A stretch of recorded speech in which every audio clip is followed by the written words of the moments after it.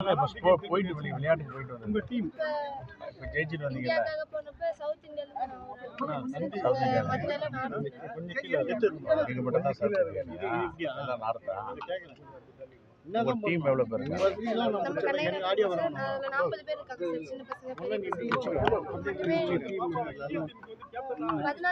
விளையாடுவாங்க சார். ஆனா கண்ணகிரி கொஞ்சம் திரும்ப சார் அங்க போடுறா, இங்கேயும் போடுறா. பின்னாடி வேணா கார்த்திகாவா அவர் மைக் மெகா டிவி கீழே இருக்கிற துபாயில பக்ரைன் தள்ளிட்டு ஓகே ரைட் போலாமா? மைக் டவுன் பண்ணுங்க. மைக் டவுன் பண்ணுங்க. ஓகேவா? ஏய் மைக் டவுன் பண்ணுங்கப்பா. மைக் டவுன் பண்ணுங்கப்பா. ஓகேடா.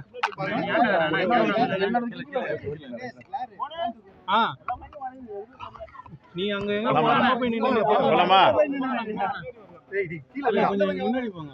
இந்திய திருநாட்டிற்கு பெருமை சேர்த்த என் அன்பு தங்கை கார்த்திகா அவர்களை இன்று அவரது இல்லத்தில் கண்ணகி நகரில் பார்த்து அவருக்கு பாராட்டுகளை தெரிவித்து வாழ்த்தை தெரிவித்திருக்கிறோம்.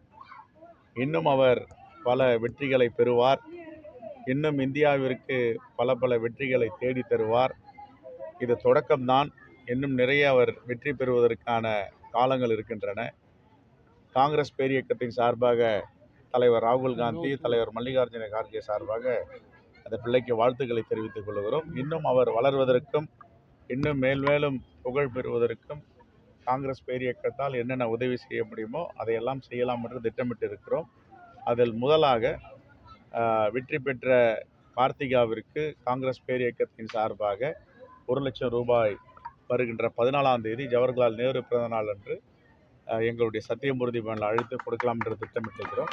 அதே போன்று அவருடைய அணி இப்பொழுது முயற்சியோடு விளையாடி கொண்டிருக்கின்ற அந்த அணிக்கு ஊக்கத்தொகையாக முதல் கட்டமாக 1 லட்சம் ரூபாய், ஆக மொத்தம் 2 லட்சம் ரூபாய் கார்த்திகாவிடம் அளிக்க இருக்கிறோம். வருகின்ற 14ஆம் தேதி குழந்தைகளின் மாமாவாக இருக்கின்ற ஜவஹர்லால் நேரு பிறந்த நாளில் இதை நாங்கள் கொடுக்க இருக்கிறோம்.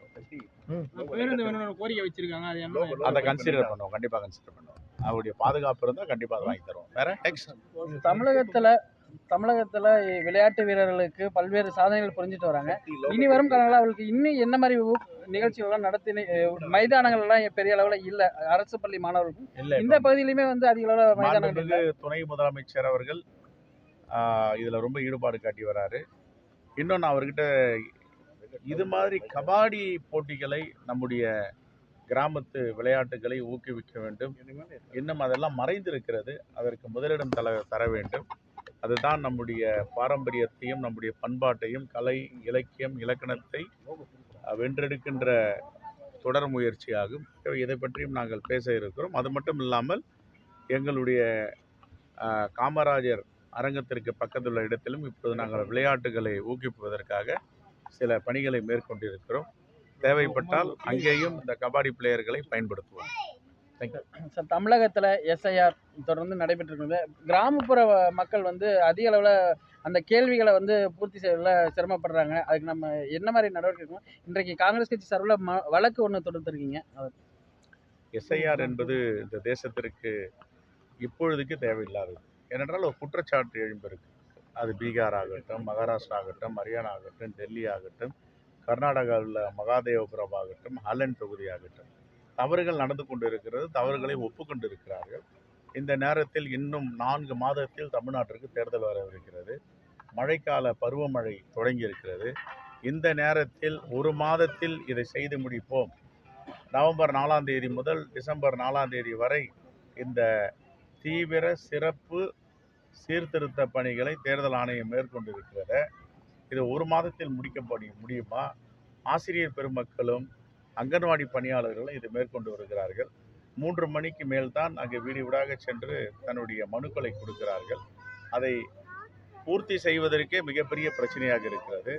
கடந்த கால வரலாறை கேட்கிறார்கள். என்னிடம் கேட்டாலே கடந்த கால வரலாறு கிடையாது. ஆகவே சாதாரண மக்களிடம் இதெல்லாம் எப்படி பெற முடியும் என்ற மிகப்பெரிய கேள்வி எழுந்திருக்கிறது. காங்கிரஸ் பேரியக்கத்தின் சார்பாக உச்சநீதிமன்றத்தில் நாங்கள் வழக்கு தொடர்ந்திருக்கிறோம். நாளை அந்த வழக்கு வருகிறது. எங்களுடைய மூத்த வழக்கறிஞர் அபிஷேக் சிங்வி, சல்மான் குர்ஷித் போன்றவர்கள் இதில் வாதாட இருக்கிறார்கள். சார், பீகார் தேர்தல் முடிவு வர இருக்குது. 2 தேர்தல் முடிவு. தேர்தல் முடிவுகள் எப்படி இருக்கும்? அது பாஜகவிற்கு எந்த அளவு பின்னடைவை காங்கிரஸ் கட்சி ஏற்படுத்தும்? எவ்வளவு பணம் செலவு செய்தாலும் இந்தியா கூட்டணி அதில் வெற்றி பெறும்.